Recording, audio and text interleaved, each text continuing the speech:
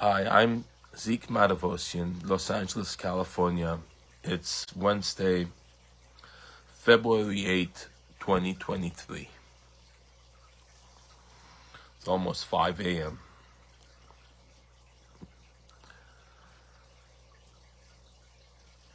There was a intimate conversation with Tanya. A narcissistic girl was asking Tanya about our relationship, me and Tanya and I. And she goes, Tanya, don't you go lock yourself in a room and isolate him?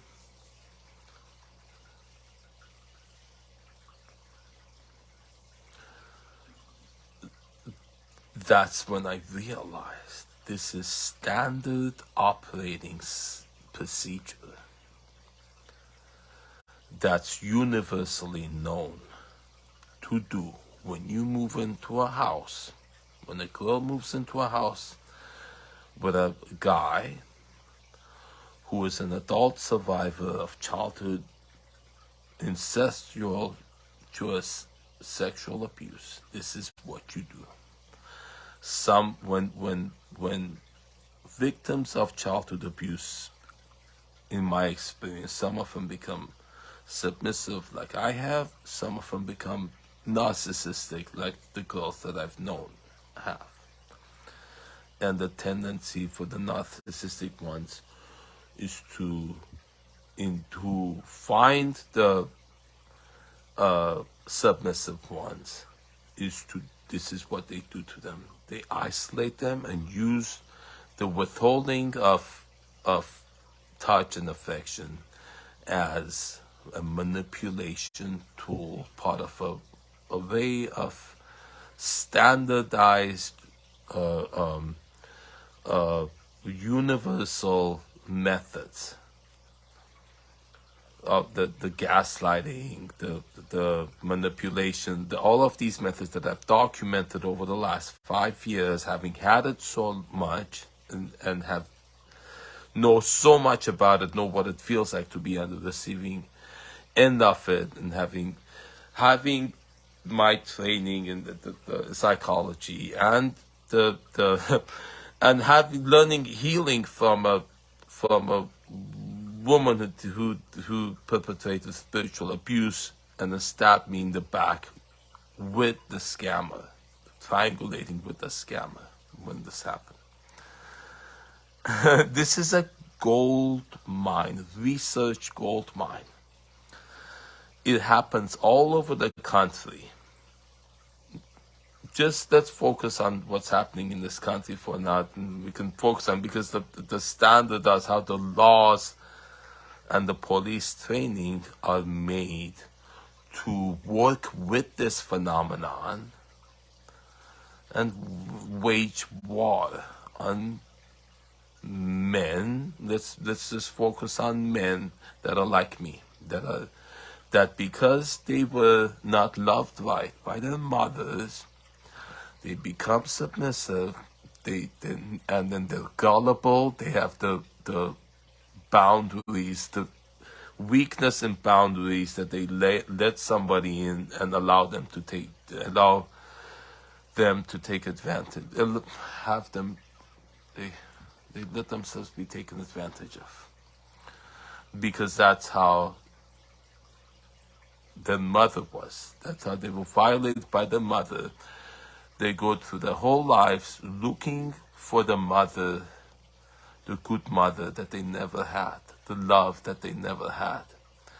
And then the women who maybe didn't get the love they were abused by their dads, maybe, or in some way, similar fashion, childhood sexual trauma, gravitate towards men like me, and then use these in conjunction, the laws and the police training, the police trained in police academy to assist in these scamming operations that women of childhood sexual abuse perpetrate towards men of childhood sexual abuse that have become, like me, submissive, easy to take advantage of, and low boundaries. And you do the research. I certainly am. You look at all of the databases there are of crimes that happen.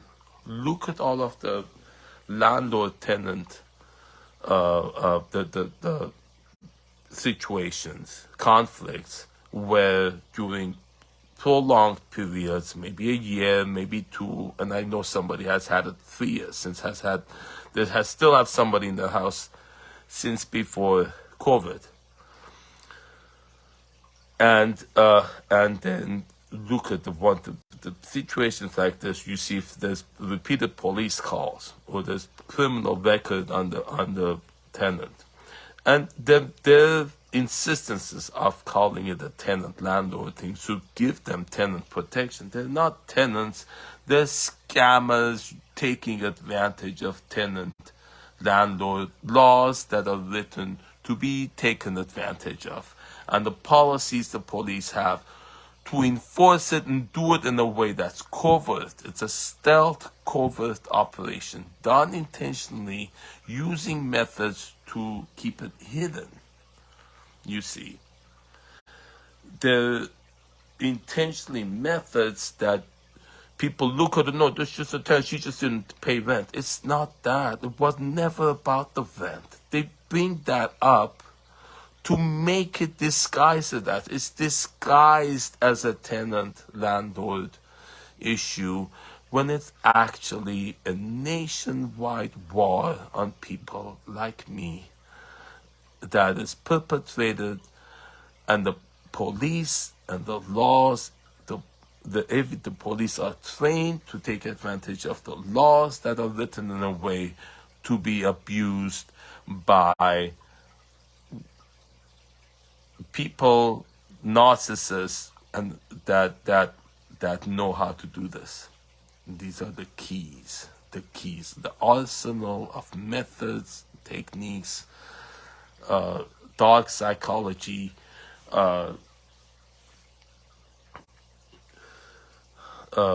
methods, all used in concert, in conjunction with each other, methodically engineered. All of them know these because it's the universal methods. They all use it together. And then they help each other out. You do that part, you do that, and we all work together to get this guy. And it's perpetrated on people. Maybe do they do this on foreigners, perhaps? Or if you look at the statistics on the people to whom this happens, are they foreigners? Are they Middle Eastern? Are they adult children of childhood sexual abuse? What do they have in common? Look at the statistics. Look at all the records of tenant-landlord disputes throughout this country where police are called repeatedly. And then how does it end up? Do the landlords get blackmailed? And so you have to have a way of detecting that, because they don't want to talk anymore. They're framed, they're blackmailed, they're sued, they get evidence of,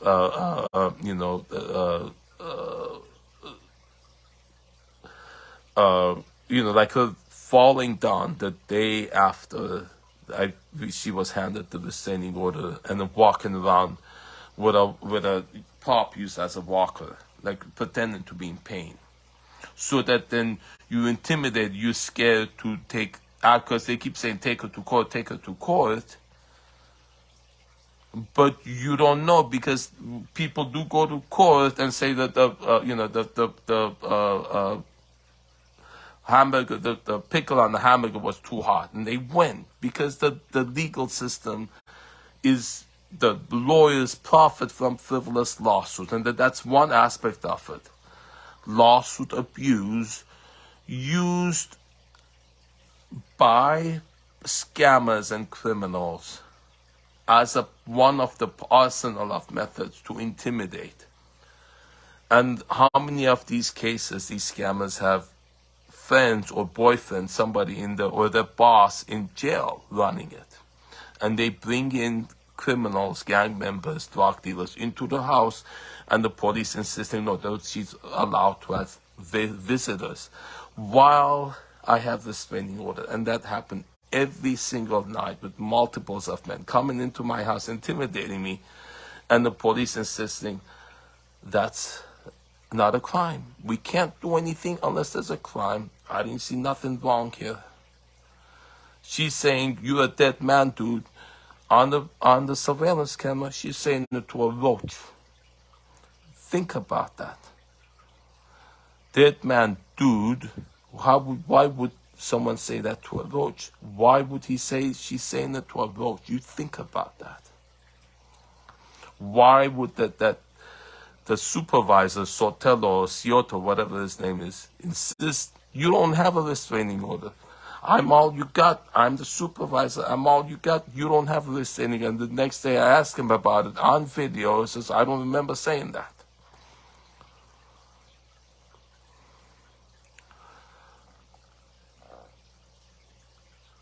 If you realize that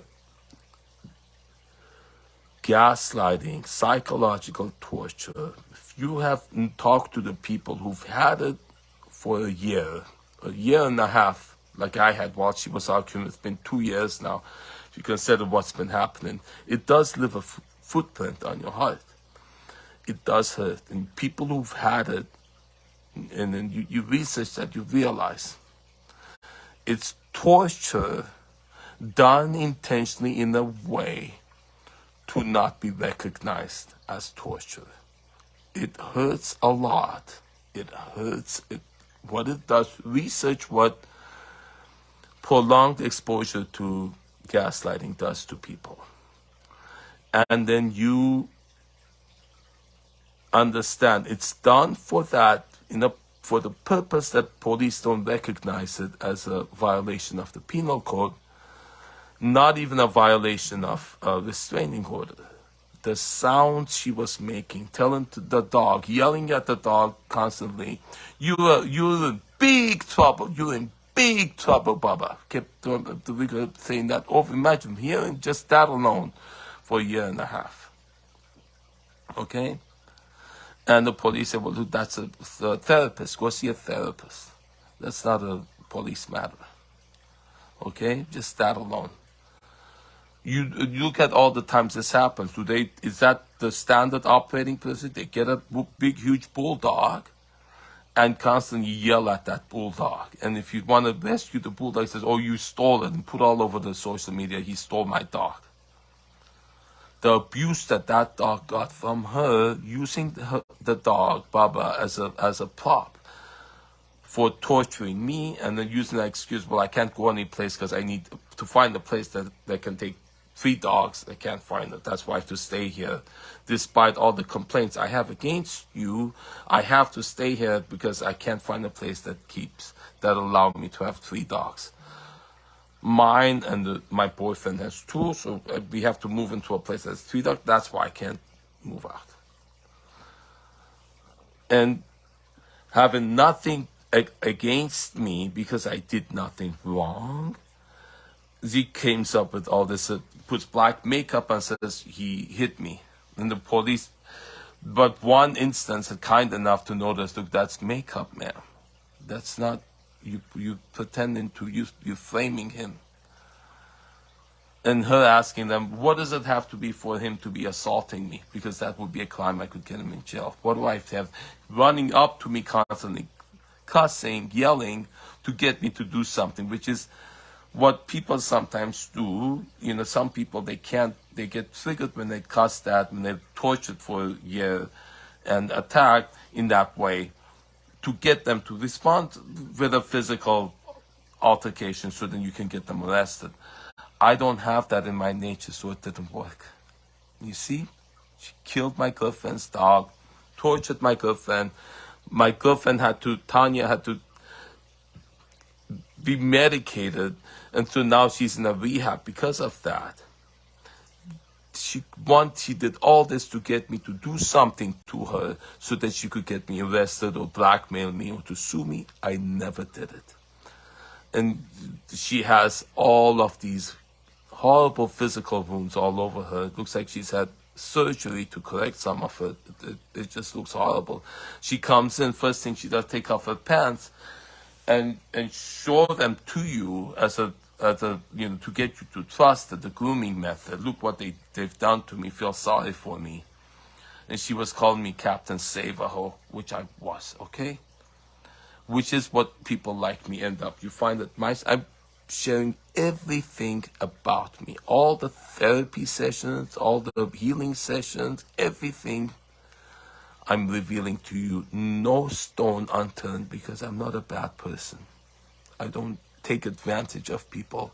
I don't pressure people to have sex with me. I don't pressure people, manipulate people. I don't. You look at the recordings, you look at everything there, and you will find out I'm not a bad person. I'm made out to be those who came into my house trying to take advantage of me. And that's a fluke of one incident where they caught somebody that is articulate, that is educated, that is intelligent, and has access to public. And I have this research, this is all of these videos showing you. I have nothing to hide, and I reveal everything to you. They can't blackmail me. They tried over and over to bait me, frame me, lie about it. And the lies that she told the police officers, I've repeatedly asked Detective Michael Parks to show the body cam videos of her, what she tells the police when I'm not around, that gets them biased against me. He never did it. He said, go talk to Complaint Sergeant Glossier. She says, it's been adjudicated. Okay? Look at the videos. Talk to those police officers who were scolding me or lying in supporting her, lying, saying you don't have a restraining order, lying, not enforcing the restraining order, and all of these obvious violations of the restraining order, supporting the scam and then covering it up. Look at what they were told. Look at what they were told when I wasn't there. Listen to get the recordings of her 911 calls when she was calling them. I heard this, they asking her, what race is Arab? She knows I'm not Arab. I'm Armenian, and I'm not Muslim. Maybe they perpetrate this against Muslims because there is prejudice, there's bias against, because we've been involved with them, right? So if this happens to people who look like me, look Middle Eastern, or perhaps to foreigners because they have bias against foreigners, and it happens all across the country, and the police are trained in police academy to say, what are we here for today? When you're telling them this is a scammer, it's not a tenant, and they say, no, there's no crime, I don't see a crime, there's nothing. To them, they're trained for this to be invisible to them. They're trained to say we can't do anything unless there's a crime, and all of these horrible things that she does, they're trained to be blind to it and deaf to it, and they're trained to not to talk about it and to keep saying over and over, what are we here for today? Are you on meds? Are you on meds? Does this happen to people who may be different and intentionally? That's another thing. Peter here watching the commercials all day long. All of these medicine commercials keep repeating. So the TV, you realize, is a hypnotizing tool. It puts you on a alpha brain wave, very receptive to suggestion. That's why they put commercials on TV. What did the commercials say? Do you have diarrhea? We have medicine for it. Do you have this? We have medicine for it. In the slightest thing, you find this fact upsetting to you, talk to your doctor about chonko lonko. They have all these names, funny names, and all these glittery, jingly commercials. Side effects may include diarrhea, vomiting, suicide, da da da da da da da da da da, and brainwash all of America to take these horrible medicines that have so many. You do the research. What damage medicines do to Americans? The addictions people have to medications, the side effects, the withdrawals, the misdiagnosis, the medication, taking too much, overdose, and people killing themselves with medication. If you research how the damage that medications do to people, the side effects, and they take the medications for the side effects. All the medications, for instance, that cause weight gain, cause diabetes, and all the medications you have to take for diabetes, right?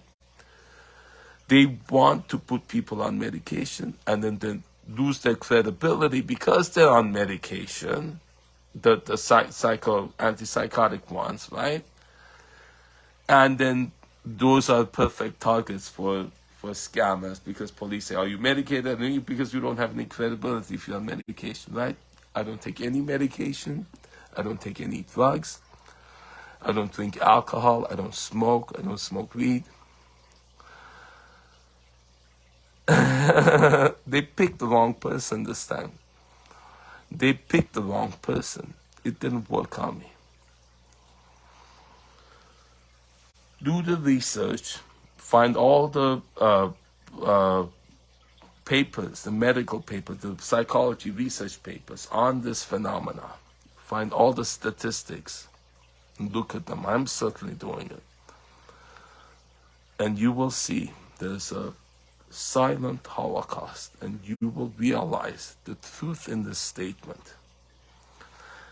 It's done, war waged against people like me, the attributes that I have, because the police have bias against them, and the scammers have. You can see in the hate comments they put against me, they said people in your country don't use women as property.